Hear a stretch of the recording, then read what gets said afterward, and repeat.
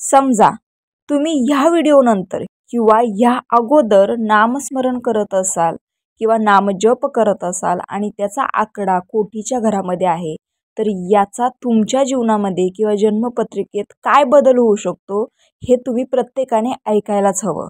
12 कोटी 12 वर्षात केल्यावर नामजपामुळे जन्मपत्रिकेत होणारे आश्चर्यकारक बदल. प्रथम स्थान, मनाचा सत्वगुण वाढू लागतो, एकांताची आवड निर्माण होते, सुरुवातीला मनात विचारांची काहूर गर्दी होते, अनेक वर्ष दाबून ठेवलेल्या भावना आठवणींच्या रूपाने मनाच्या पृष्ठभागावर जमा होऊ लागतात.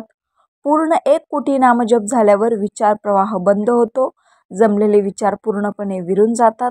कोणी रागाने बोलले तरी त्याला प्रतिकार करावासा वाटत नाही, पशु पक्षी जवळ यायला घाबरत नाहीत, स्वप्नामध्ये देवळांचे कळस देवांच्या मूर्त्या दिसतात.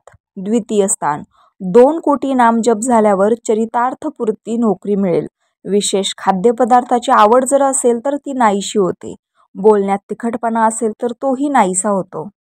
तृतीय स्थान, 3 कोटी नामजप पूर्ण झाल्यावर लहान भावंडांशी पटत नसेल तर त्यांच्याशी दिलजमाई होते, शेजाऱ्यांशी वाद होत असतील तर तेही बंद होतात, छोट्या छोट्या धार्मिक यात्रा होतात.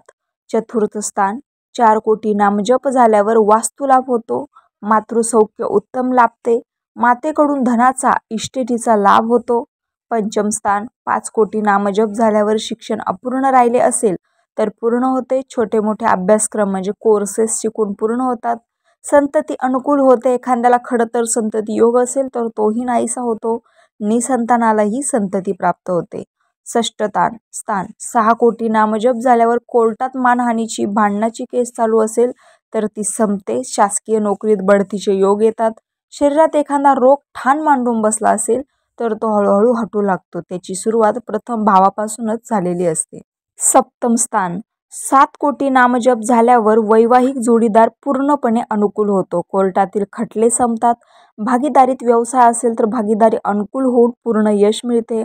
अष्टम भाव, 8 कोटी नामजप झाल्यावर पत्रिकेत अपमृत्यूचा योग असेल तर तो टळतो, वडिलोपार्जित धन मिळायला अडचणी येत असतील तर त्या दूर होतात, मृत्यूची भीती संपूर्णपणे नाहीशी होते, त्याविषयी अधिकाधिक जाणून घ्यावेसे वाटते. नवम स्थान, 9 कोटी नामजप झाल्यावर दूरच्या तीर्थयात्रा होतात, अध्यात्माकडे अधिकाधिक कल होऊ लागतो, प्रत्यक्ष देवदर्शन होण्याचे संकेत मिळू लागतात, परोपकार करावासा वाटतो तसा तो घडतोही, हातून दानधर्म होऊ लागतात. दशम स्थान, 10 कोटी नामजप झाल्यावर नोकरी व्यवसायात अधिकाराचे योग येतात, न मागूनही लोकांमध्ये मान मरातब वाढतो, जे बोलाल ते इतरांकडून ऐकले जाते, त्याप्रमाणे लोकांकडून आचरणही घडते, लोक नेतृत्वाची माळ गळ्यात पडते, सासूरवाडीतील सर्वजणे अनुकूल होतात.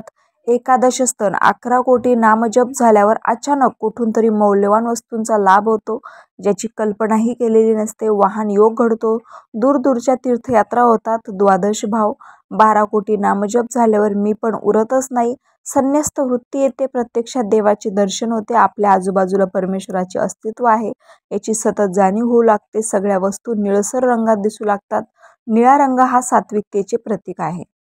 हे झाले पत्रिकेतील स्थानांचे स्थूल वर्णन, पण या व्यतिरिक्त ग्रहांच्या परस्पर युती विरोधातून जे योग होतात तेही नामस्मरणाने संपूर्णपणे नाहीसे होतात. नामस्मरणापुढे ग्रहांचे काही चालतच नाही. कुंडलीतील प्रत्येक स्थानाचे 9 भाग कल्पिले तर 9 लाख नामजप झाल्यावर स्थानातील 9वा भाग शुद्ध होत जातो.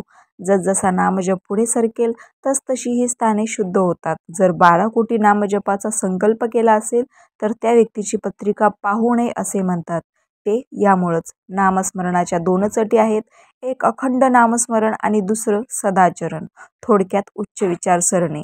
आता तुम्ही यात कोणत्या स्टेजला आहे किंवा तुम्हाला किती स्टेज कंप्लीट करायचे आहे यावर विचार करा आणि आजच सुरुवात करा. रामकृष्ण हरी.